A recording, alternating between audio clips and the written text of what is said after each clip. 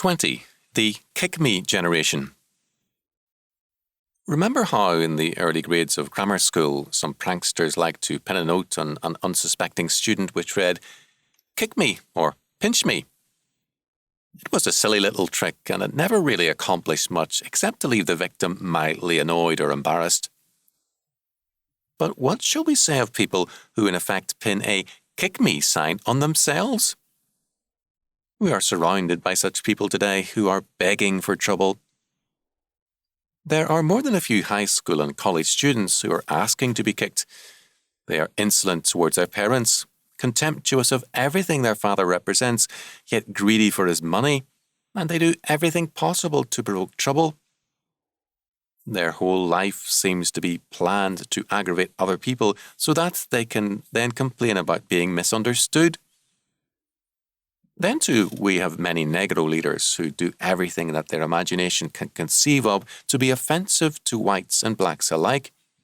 They invite hatred with a passionate intensity, and they reserve their own most intense hatred for the whites who try to befriend them.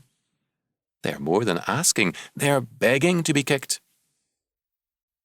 Then there are men and women who insult, meddle, criticize and complain about everything and everyone. They work at being totally offensive and hateful, and they only complain the louder when they get what they invite. These are some of the citizens of the Kick Me generation. Solomon said, "There is a generation that are pure in their own eyes, and yet is not washed from their filthiness." Proverbs 30:12. These people invited the required judgment on themselves in order to be able to complain against judgment. They are in effect saying, "I have the right to do as I please, and no man has a right to judge me." As sinners, they aggravate their sin and make it a means of attacking law and judgment. The Kick Me generation holds that no man should ever be judged for anything, although none are so prone to judging others as they themselves. By kicking hard at all authority, they hope to take all the power of any kick back out of authority. One young man stated it this way to me, "You win some, you lose some, but it all adds up to change." He lost with his parents, they kicked him out. He won with a judge, and he was acquitted.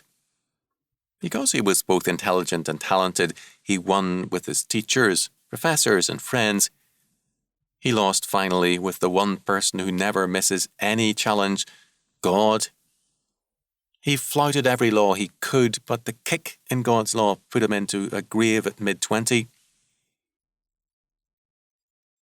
Far more young American men and women of the Kick Me generation have lost their lives in flaunting law than all the Viet Cong have been able to kill in Vietnam. Playing Kick Me in grammar school was just a game. Playing Kick Me with God's law is a fatal business.